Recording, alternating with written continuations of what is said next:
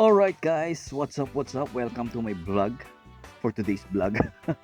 Ayan, nandito tayo ngayon sa palengke. So sa mga hindi na nakakauwi ng Pilipinas, matagal na hindi nakakauwi ng San Antonio, Zambales, para sa inyo itong video na to para makita nyo kung namimiss nyo ang palengke ng San Antonio, Zambales. So ayan, tara pasok tayo, ikot-ikot tayo, ikot-ikotin natin. Ayan, dito kami dumaan, banda, ayan sa mga gilid, mga nagtitinda mga kaibigan nating mga Muslim. Alright, ayan, mga prutas, gulay.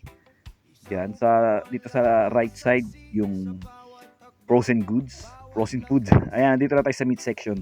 Yan, may karne ng baboy, karne ng manok, iba't ibang karne norte. Hindi kasaling karne norte. Charot lang. Yan, sa gilid, nagtitinda ng mga sibuyas, bawang, asin. Ayan, may uling pa nga, di ba? So, dire-diretso tayo may...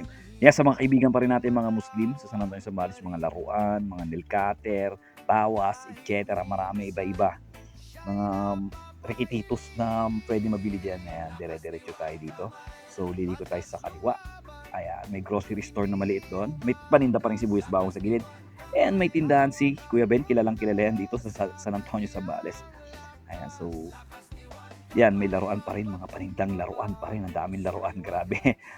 Ang bagal naman ng mga kasama ko. Hoy, pakibilisan nyo naman maglakad. Ayan, dito na tayo sa tindahan ng mga damit, short, pantalon, sapatos, tsinelas, etc. etc. Bisaya pa ako.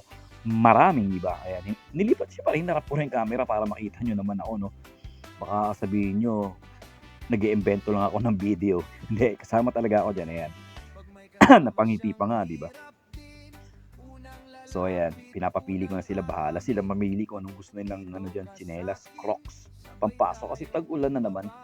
So pag tag-ulan, syempre hindi makapagsapatos, alam magsapatos ka, nakamedyas pag nabasa, mga angamoy paa. Alright, so ayan, pagka umuulan, suot ng Crocs or sandals or tsinelas. Bagal naman mamili nito mga to.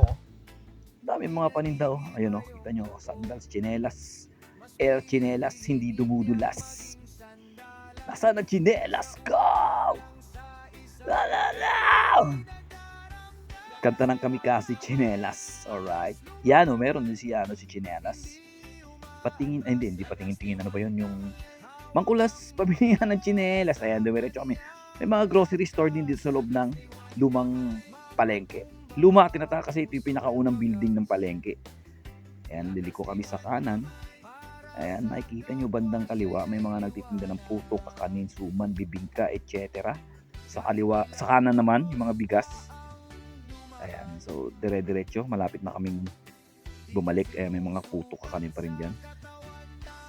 May nakita ko pala kabukid, aliliit. Ayoko bumili dyan, maliliit. So ayan, kita nyo guys, pabalik na kami sa aming pinagmulan. Uuwi na kami at malapit ng ulan.